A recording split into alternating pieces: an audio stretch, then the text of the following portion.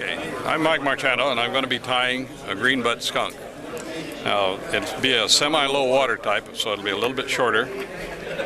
Tail I use is golden pheasant crest dyed red.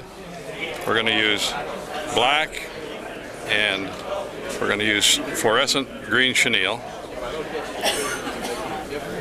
And on this one, I like to use a embossed silver tinsel.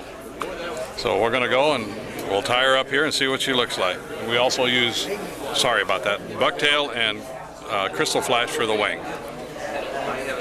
And we use soft hackle for the black so that we can tie for your hackle on this. So we'll get started here.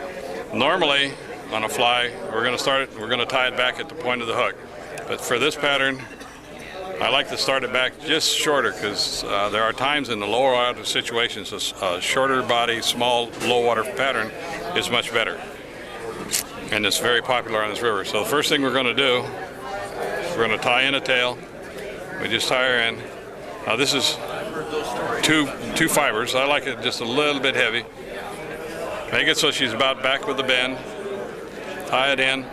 We always tie our materials in when we're tying this kind of stuff in, always up to towards the eye, because we don't want a big lump back here. When we wrap our thread back, we make a little base. We're going to take our our fluorescent chenille, strip a little off, tie her in. We just use a soft loop and then 2 wraps, wind it forward, and I just hold the bobbin in my hand, set it here, and I give this 1, 2, 3, 4 turns. That's all we're going to use on this fly.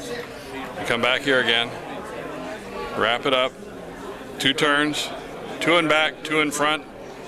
We always do 2 in back, 2 in front so you don't cut your thread. Next step, we're going to use our embossed tinsel. Now you can use plain tinsel. Tinsel I tie on the bottom because I want all my flies to look exactly the same, or as close to exactly the same as we can. We tie it on the bottom, turn her back over. We tie in our chenille. Now chenille there's 2 sides to chenille. There's a smooth side and a rough side. We want to work with a smooth side here. Otherwise, it'll unravel on you if you go the other way. Here again, we strip off just a little bit so we have the thread showing. We tie it on here. Now at this point, I'm going to throw a half hitch in here. In fact, I throw 2 half hitches. Let's get her up here, get the bobbin out of the way, and we wrap a nice little fat little chenille body. Not much. Like I said, this is a chubby little devil, but it's a very effective pattern. 2, 3, 2 in front, then we cut. We always cut off on top. Then we throw a couple more half hitches in. Come on, get under there. There we go. So, we pull up our thread, snug it up a little bit, get it out of the way, pull our tinsel around. Now I want to go from here to here. I want to go in 3 wraps on this shorter bodied fly. There's 1, there's 2, and there's 3, and my 3rd one finishes right here on top. We're going to take our thread and we're going to tie it off. 2 in front. There we go. Now we got our body. You notice it's half the length, almost about a 1/3 shorter than the full-size pattern. But this little son of a gun fishes like crazy. And I like to use a soft hackle, which this is a pheasant, but you can use any black hackle, preferably soft. We tie it in by the tip. 1, 2, 3 turns on it. Another half hitch. I just put a single one this time. Get over here. Hackle pliers. That's all right. There we go. Need our hackle pliers. Grab hold of this. Now, this is running all over the place, and I don't want that, so I take my scissors and I run it right down the stem, and I fold it. Now I got a folded hackle. We fold it back. Now she goes on much easier. And since this is very soft, I only need 3 wraps.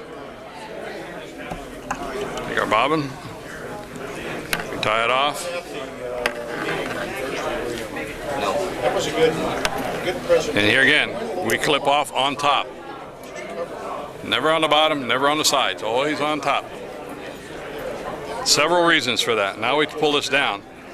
If this was a heavy stem, I'd have a little piece of stem sticking up here. If I cut it off on the side or if I cut it off on the bottom. If I cut it off on the top side or the bottom, I would have that as a little bump. So we're going to leave it that way. We like to cut off everything on top.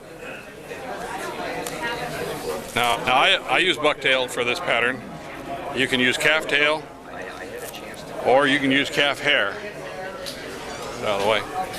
Now this is real long stuff. Don't need all that long, so we just pull all the trash out of it. Get about that much, and I'm just going to cut that off and get rid of it. We're going to put it in our hair stacker. Come on. Put it on here. We're going to stack it. It should be nice and straight. See, the points are all nice and even. We're going to do this. We're going to here. And I don't want the wing longer than the tail on this fly. So now what I do is I take and I cut this off where I've measured. Excuse me. And lay it on here, and I take a soft wrap. Once, twice, 2 soft wraps, absolutely no tension, and then snug it up. We're going to take 2 more wraps, and that's all we're doing right now. The next thing, I like to put a little flash in these. So what I'm going to do is I'm going to take some of this micro crystal flash. You can use regular crystal flash or whatever you want. Flashaboo works too. We're going to take some of this out. It gets a little kinky on me here. And we're going to cut it out. Now, tying this on, I lay it right over the stem of my bobbin. And I grab it on the back side and pull it and just slide it right down the thread. Now I can set it anywhere I want to. I want to make sure it's in the middle. Now we're going to come here, we're going to finish a head. Nice little head. Now I use a whip finisher. I like it. And this is probably the best one as I've ever found. And this is Griffin tools. And it's the simplest tool in the world. And it's the best way to tie the knots because I know for me, because my fingers get very rough. And if I try doing it with my hand, it just shatters, just frays the thread real bad. Hook this guy here, give it a turn, 5 turns, and we got our knot, and it's done. Now this time, I'll cut it off on the side because I can get away with it now. Now we take and we trim the wing here. Now, I want this wing a little more flared than that, so what I do is I'll take my thumb and I'll put it right here and I'll push down on it. Now I got a flared wing. And there you got yourself a nice little low water green butt skunk.